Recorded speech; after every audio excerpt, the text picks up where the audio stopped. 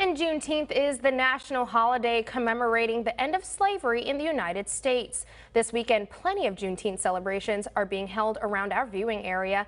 One being held this evening at Lynchburg at the Academy Center of the Arts. WFXR's Amanda Lee helped to host the event and has more on the story behind the celebration.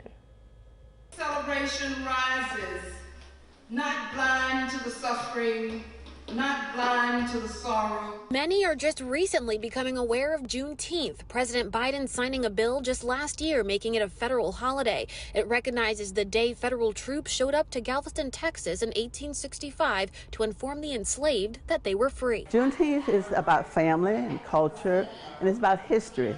Main thing is about learning about our history. For the 22nd year in a row, the Juneteenth Coalition of Central Virginia held the story behind the celebration with different acts, spoken word, and music. They say getting the word out about Juneteenth is essential for all Americans, even those who are just learning about it now. I asked my mom, what is Juneteenth?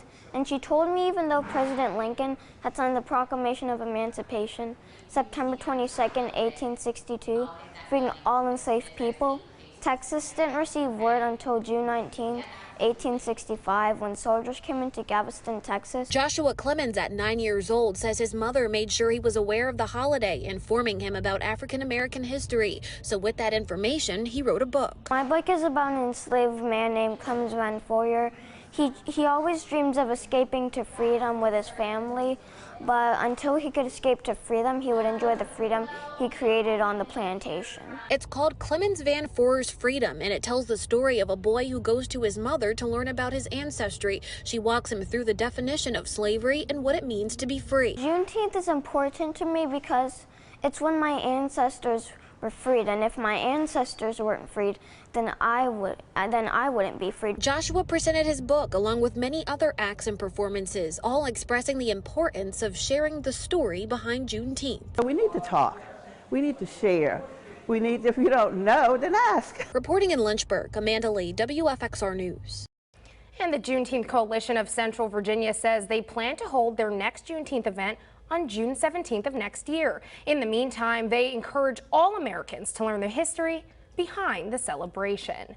And the Juneteenth celebration continues today. The Booker T. Washington National Monument held their 21st annual Juneteenth celebration, commemorating the day with free community gospel music, park ranger-led freedom tours, and educating many on the history behind the federal holiday.